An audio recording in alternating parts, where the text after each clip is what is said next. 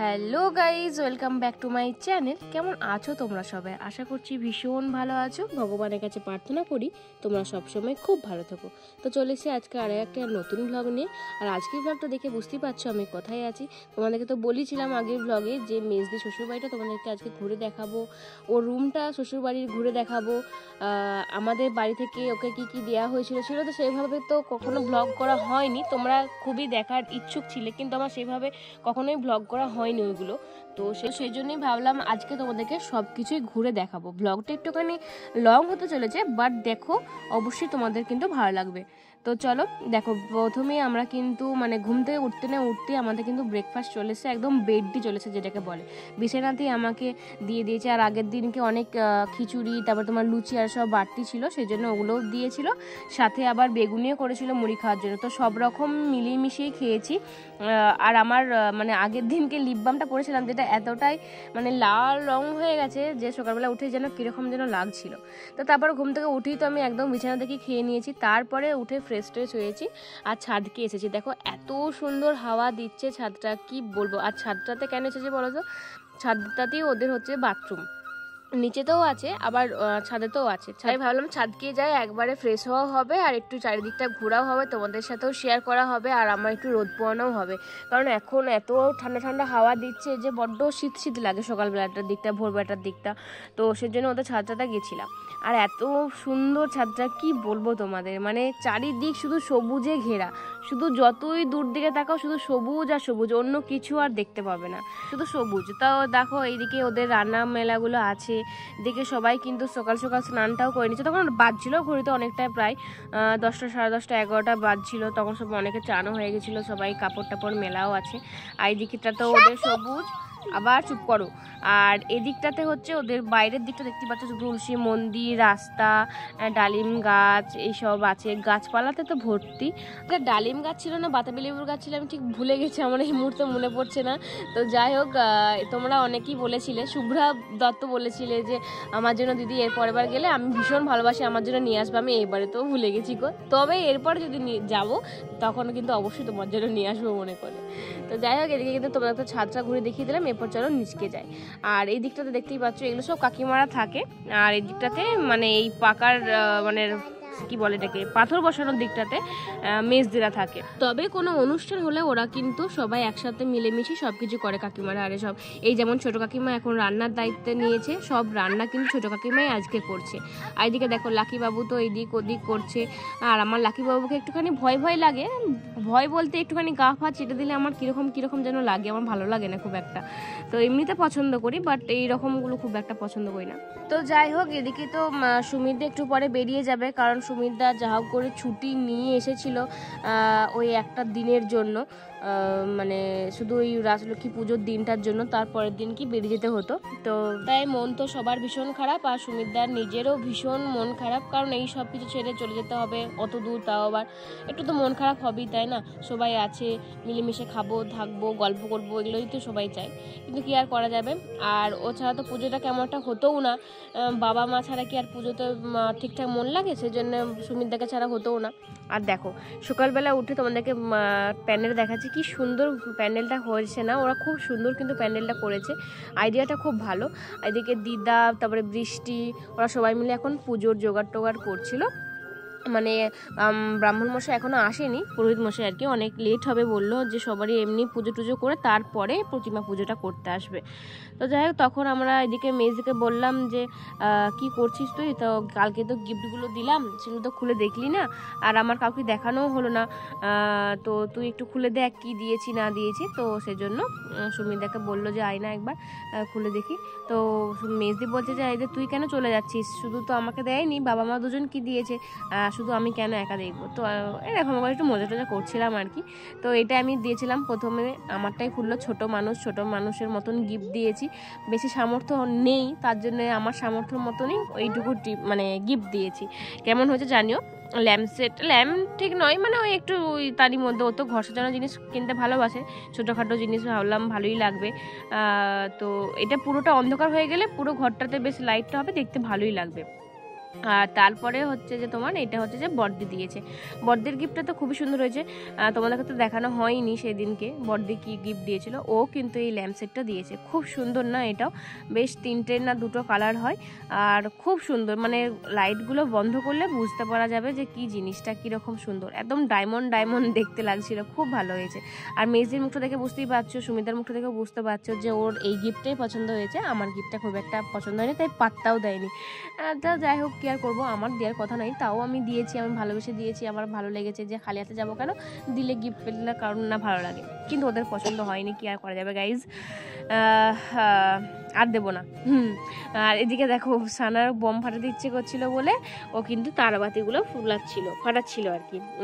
ওর মা ওকে তারাবাতি দিয়েছে, বৃষ্টি দিয়েছে আর কি, বৃষ্টি এই বমের দায়িত্বে আছে, আর ও তারাবাতি ফাটাতে ভীষণ ভালোবাসে। তোমরা তো সেটা জানোই, প্রত্যেকটা ব্লগই দেখেছো, যখন বম ফাটানো হয় ও ঠিকই চলে আসে। তো ওর দেখে দেখে এদিকে রুহিও বম টম ফাটাচ্ছিল। রুহি বলতে বৃষ্টির মাইমার মেয়ে, আর বৃষ্টি হচ্ছে তোমরা তো জানোই আমার মেজদির ননদ, মানে ছোটো কাকিমার মেয়ে।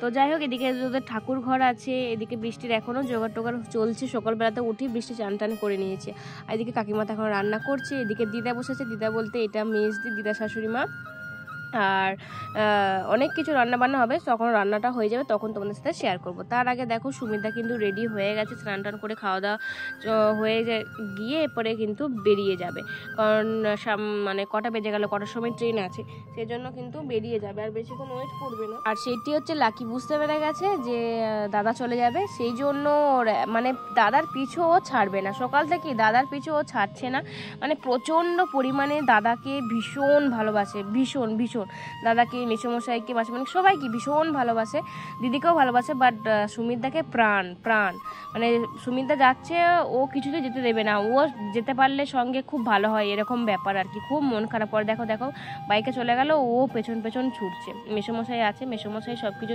ওকে দেখাশোনা করে, ওকে টেনে টেনে নিয়ে আসে, ঘোরাতে নিয়ে যায়, স্নান টান করায়, প্রত্যেক দিন খাইয়ে দেয়, মানে সব কিছু করে মেসোমশাই, পুরো একদম ছেলের মতন করে ওকে দেখে। তোমার বিশ্বাসও করবে না, ওকে কত পুচকি এনেছিলাম, একটা ইঁদুর বাচ্চা এনে এসেছিলাম, ও আজকে এত বড় হয়ে গেছে, আর এত ভালো, মানে আমাদের ঘরে যখন ছিল কয়েক মাস, তখন একটা ওর কি হয়েছিল, টিউমারে সিস্ট মতন কিছু হয়ে গেছিলো, সে এত মানে আমরা কাঁদছিলাম, ওকে যখন ডাক্তার দেখাতে মানে নিয়ে আসতাম, ডাক্তার যখন দেখতে আসতো, যখন ইঞ্জেকশন দিত, ভীষণ কাঁদতাম ভীষণ। তারপরে দাদারা তো নিয়ে চলে গেল, তারপর দাদারা একটু সুস্থ করলো, ভালো করলো, তারপর থেকে ওখানেই আছে, খুব যত্নে থাকে, খুব ভালো করে দাদারা রেখেছে। লাকি খুব ভালোবাসে সবাইকে, আমাদেরকেও ভীষণ ভালোবাসতো, এখনও বাসে, বুঝতে পারে আর কি, এখন ওরা তো গন্ধ শুনলেই বুঝতে পারে যে আমাদেরকে চেনা চেনা এরকম, ওরা বুঝতে পারে, আমার বাবাকে ভাইকে ভীষণ ভালোবাসতো। তো যাই হোক, এদিকে দেখো দিদির ঘরটা, তোমাদের রুমটা একটু ভালো করে দেখায়, এইটা হচ্ছে দিদির পুরো রুম, আর এই যে দিদির ঘর দেখতে পাচ্ছ, যে ড্রেসিং টেবিল, তারপরে বেড টেবিল, এই যে বেডটা, মানে তারপরে ওয়ার্ড্রপ, এই সব কিছু আমাদের বাড়ি থেকে কিন্তু ওকে বিয়েতে দেওয়া হয়েছিল, জিনিসগুলো কিন্তু ও সব নিজে চয়েস করেছিল, দোকানে যেয়ে ও বলে এসেছিলো ফার্নিচারের দোকানে যে আমাকে এরকম করে দিতে হবে, তো সেরকমই ওকে করে দিয়েছিল, আর জিনিসগুলো এত ভালো হয়েছে আর এত সুন্দর, মানে একটা দারুণ দেখতে হয়েছিল, আমার তো ভীষণ পছন্দ হয়েছে। তোমাদের কেমন লাগলো এই মানে ড্রেসিং টেবিলের, তারপরে তোমার বেডের সব ডিজাইনগুলো অবশ্যই কিন্তু জানিও। ওদিকে ওয়ার্ড্রপটাও এত ভালো হয়েছে, কেউ বলবেই না এগুলো মানে আমরা ফার্নিচার মানে ওখান থেকে করিয়েছি, সবাই ভাববে কি যে সেই কি বলে প্লাই দিয়ে সব কিছু করানো হয়েছে, বাট না, সব কিছু কিন্তু একদম কাঠের করা হয়েছে। তো যাই হোক, অনেক বেজে গেছে, আর তোমাদেরকে তো ঘুরে দেখিয়ে দিলাম। এদিকে দিদি একটুখানি ঘর দুয়ারগুলো রান্নাবান্না হয়ে গেছে, যেহেতু মুছে নিচ্ছে, যদিও এখানে কাজের মেয়ে আছে, কাজের দিদি আছে, বাট দিদি একটুখানি তার সত্ত্বেও মুছে নিল রান্না হয়ে যাওয়ার পর। এটা হচ্ছে মাসিমণি আর মেসোমশাই থাকে, সেই রুমটাও দেখিয়ে দিলাম তোমাদেরকে, আর এখানটাতে ওরা কিন্তু রান্না বান্না করে, বেশ ভালো সুন্দর করে মেজদিকে যতটা পেরেছে গুছিয়ে বাগিয়ে রেখেছে, নিজের হাতেতে যত্ন করে সাজিয়েছে, যেখানেই যাক না কেন ও কিন্তু ঘর সাজিয়ে গুছিয়ে রাখে, শুধু ও কেন, আমাদের সবাই, আমার বড়দিও তাই ভীষণ ঘর সাজাতে, সংসার করতে এগুলো খুব ভালোবাসে আর কি, নিজের ঘর হবে একটা, মানে এগুলো সব মেয়েদেরই ইচ্ছা থাকে, আশা থাকে, সেজন্য ওদেরও আশা আছে যে নিজেদের একটা ঘর হবে। তো যাই হোক, এটা হচ্ছে যে ওদের ঘরের বাইরে, এরপর তো আমাকে স্নান করতেই হবে, তো চলো তাড়াতাড়ি করে ঝটপট স্নানটা করে নিই। 2000 years later. তো দেখো আমার কিন্তু স্নান দান হয়ে গেছে ছাদেতে, আর শ্যাম্পু করেছি আজকে, কারণ কালকে তো আমার শ্যাম্পু করা হয়নি, এমনি চলে এসেছিলাম। আর স্নান টান করে শ্যাম্পু করে একটুখানি রোদে বসতেই আমার কিন্তু চুলটা শুকিয়ে গেছে। এমনি শ্যাম্পু করা চুল বেশিক্ষণ টাইম লাগে না। আর দিদি শ্যাম্পু করেছিলাম, দিদির সিরামটা মেখেছিলাম, এত ভালো কি বলবো, একদম চুলটা পুরো সিল্কি হয়ে গেছে। আর এদিকে একটু ছাদে এসেছিলাম ওই তোমার একটু দুটো ছবি তুলতে, তোমরা ছবিগুলো তো শেয়ার করছি, তোমরা দেখিয়েছো বৃষ্টির ফোনেতে বেশ ভালো ছবি ওঠে দিদি বলে সব সময়, তো সেজন্য ভাবলাম বৃষ্টিকে নিয়ে যাই, দুটো ছবি তুলবো। তো চলো ছবিগুলো তুলে দিই। তো ছবি তোলা হয়ে যাওয়ার পরে আমরা কিন্তু নিচে এসে গেছি, ডাক পড়ে গেছিলো যে চল চল নিচে চল, খাবি আয়, লেট হয়ে গেছে। দেখে পোস্তর বড়া, শাক ভাজা, মাছ, কাঁচা মাছের ঝাল, বেগুন ভাজা, ডাল, আরও কী সব হয়েছিল। আর পোস্তর বড়া নাকি মেজদিদের শ্বশুর বাড়িতে ভীষণ ফেমাস, মানে মেজদির শাশুড়ি মা নাকি মানে মাসিমণি ভীষণ ভালো পোস্তর বড়া করে। মেজদি সবসময় আমাকে ফোন করে বলে যে মায়ের হাতের পোস্তর বড়া আমাকে প্রত্যেক দিন করে দেয়, আর এত ভালো খেতে হয় আমি একতলা ভাত কোথায় উড়িয়ে দেয়, মানে এরকম বলে আর কি, যে মাসিমণির হাতে নাকি পোস্তর বড়া দারুণ খেতে। আর প্রত্যেক দিন মাসিমণিকে বারণ করলো, মাসিমণি ওকে সেই এক বাটি পোস্ত বেটে ওকে পোস্তর বড়া ওর জন্য ঠিক করে দেবেই। মাসিমণি তো জানোই ভীষণ ভালো, ওকে ভীষণ ভালোবাসা। মাসিমণি কি মেসোমশাই কি মেজদিকে প্রচণ্ড পরিমাণে ভালোবাসে, মেজদিকে কিচ্ছু করতে দেয় না, এখনো পর্যন্ত মেজদিকে কিচ্ছু করতে দেয় না, ওরা যতটা পারে সব কিছু করে নেয়, তারপরে স্কুল যায় এসব আর কি। মাসিমণি সব কিছু করে দিয়ে স্কুল যায়, ডোডোকে খাইয়ে দেয়, বৃষ্টি ডোডোকে প্রচণ্ড ভালোবাসে, ওরা সব ডোডোকে সবসময় দেখে খাইয়ে দেয়, মানে মেয়েছে শ্বশুর বাড়িতে সবাই ভীষণ ভালোবাসে, ওকে কিছু করতেই হয় না, এরকম ব্যাপার আর কি। ভালো এভাবেই তো সবাই চায় আমরা ও ভালো থাকুক, আর এরকম শ্বশুর ঘরই সবাই আমরা প্রত্যেকটা মেয়েরাই চাই। তো যাই হোক বলছিল আজকে থাকার জন্য, সেজন্য একটা ঝামেলা লেগেছিল, আমি বলছিলাম যে না থাকলে হবে না, চলে যেতেই হবে, তো সেই কারণে একটু ঝামেলা লেগেছিল। ওরা বলছে না থাকতেই হবে, আমি বলছি না আজকে আর থাকবো না, আমার একটু নেটের প্রবলেম হচ্ছে, কারণ আমি তো ওয়াইফাই ইউজ করি, সেজন্য এমনি নেট খুব একটা ভরা হয় না, আর ওখানে তো নেট আমি ঠিকঠাক পাচ্ছিলাম না, কিছু পোস্ট করতে পারছিলাম না, সেজন্য আমার থাকলে হবে না। সেজন্য বললাম মাঝখানে রাগ করো না, আমি আবার আসবো। বলছে হ্যাঁ তুমি তো আবার আসবে, জানা কথা। তো যাই হোক এদিকে তারপরে অনেকক্ষণ বেজে গেছিলো, দেখতে পেলে একটুখানি শুয়েছিলাম, দেন তারপরে উঠে পড়েছিলাম, ওই টোটো এসে গেছিলো আমাদের, বাড়ি চলে যেতে হবে। মেজদির ভীষণ মন খারাপ, মেজদি বলছে একবার থাক না রে, আজকে তো বসে বসে সবাই মিলে গল্প করতাম, কালকে তো পুজো বলি কেটে গেল, সেরকম তো গল্প টল্প হলো না, আজকে থাকলে একটু গল্প টল্প হবে, কালকে সকালে না হয় খাওয়া দাওয়া করে চলে যাবি। আমার মনে হচ্ছে না কাল সকাল করবো না, কালকে বৃহস্পতিবার, মা বলছে যে সে অনেক কাজ বাজ আছে, আজকেই চলে যায়। এদিকে ডোডো বাবুর জন্য ভীষণ মন খারাপ, কারণ ডোডোর ভীষণ শরীর খারাপ হয়ে গেছিলো, ভীষণ মানে ভীষণ ঠান্ডা লেগে গেছিলো, মানে ভিতরটা একদম সাঁই সাঁই করছিল, সেই জন্য আমার ডাক্তারবাবু এই যে এলো, একটু এরপর ডাক্তারবাবু দেখবে আর একটু ওষুধ দিবে, তারপরে ডোডোবাবুটা আমার এখন ভালো আছে মোটামুটি, তখন ভীষণ নাহলে শরীর খারাপ হয়ে গেছিলো। তো যাই হোক এদিকে আমাদের মা লক্ষ্মীকে একটু প্রণাম করে নিলাম, সব ইচ্ছা জানালাম, তোমাদের সবাইকে ভালো রাখুক মা লক্ষ্মী, আর নিজেও ভালো থাকুক। এদিকে সবার ঠান্ডা লাগার পালা শেষ হয়ে যেতে আমার কিন্তু ভীষণ পরিমাণে ঠান্ডা লেগে গেছে, আমার গলা শুনে হয়তো বুঝতেই পারছো তোমরা, প্রচণ্ড ঠান্ডা লেগে গেছে। কি আর করা যাবে, এখন এই সিজনটা এরকম ঠান্ডা লেগে যাচ্ছে সবারই, আর সেই ইয়েতে আমারও ঠান্ডা লেগে যাচ্ছে, আমি কথা বলতে পারছি না, আমার জ্বর, আমার ঠান্ডা লেগেছে, তারপরে আমার পিরিয়ডস হয়েছে, আমার সব দিক থেকে আমি জর্জরিত, সেজন্য আমি কিছু পোস্ট করতে পারছি না, দুদিন হয়ে গেল কোনো ব্লগ পোস্ট করতে পারছি না, কারণ মামা বাড়ি গেছিলাম, সেসবের কোনো ছবি কিছুই তোমাদের সাথে শেয়ার করতে পারছি না, মানে এতটা পরিমাণে আমার শরীর অসুস্থ এখন। তো যাই হোক এদিকে এবার চলে যাওয়ার পালা, সবাই এখন একটু কোলাকুলি করে নিচ্ছি, প্রণাম টনাম করে নিচ্ছি, এইসব করা মানে মন খারাপ যেটা হয় আর কি, থাকলে বেশ ভালোই হতো। ওই যে বললাম আমার একটু প্রবলেম হচ্ছিলো ওই পোস্ট করার, একদম হচ্ছিল না গো, ওয়াইফাই ছাড়া আমার একদম হবে না, তো সেজন্য মেজদিকে বলছিলাম তুই ওয়াইফাই লাগা, আমি 10-12 দিন থাকবো। ওর ওয়াইফাই ছিল কিন্তু এখন কানেকশনটা বন্ধ করে দিয়েছে, সেজন্য এখন আর নেই, নাহলে ও লাগাইছিল আমার জন্য, আর বড়দিদিও লাগিয়েছে পুরুলিয়াতে আমার জন্য, এখানে তো লাগিয়েছে শ্বশুরবাড়িতে, বলছে যে তোরা নাহলে থাকবি না, সেই জন্য লাগিয়েছিল। তো যাই হোক এদিকে মেজদি ভীষণ কান্নাকাটি করছিল, মাও কাঁদছিল ডোডোবাবুর জন্য, আমাদেরও কান্না টান্না পাচ্ছিল, কিন্তু কি আর করবো, আমি সবার সামনে অত কাঁদতে পারি না, এটা কীরকম যেন আমার একটা লজ্জা লজ্জা লাগে। তো যাই হোক এদিকে ডোডোবাবু আর লাকি বাবু দেখো লাঠি নিয়ে আসছে, কাউকে যেতে দিবে না, রাস্তা ঘিরে ও নাকি বসে থাকবো, কাউকে যেতেই দিবে না, এই সিনটা আমার এত হাসি পেয়েছিল কি বলবো তোমাদের। তো বললাম দিদিরা বলছে যে লাঠিটা দে, নাহলে কিন্তু লেগে যাবে, তোর নিজেরও লাগবে সবারই লেগে যাবে, সে ও কিছুদিন থাকবে না, ও এদিক ওদিক ঘুরবে, আচ্ছা সানা তো ওকে দেখিয়ে যাচ্ছে।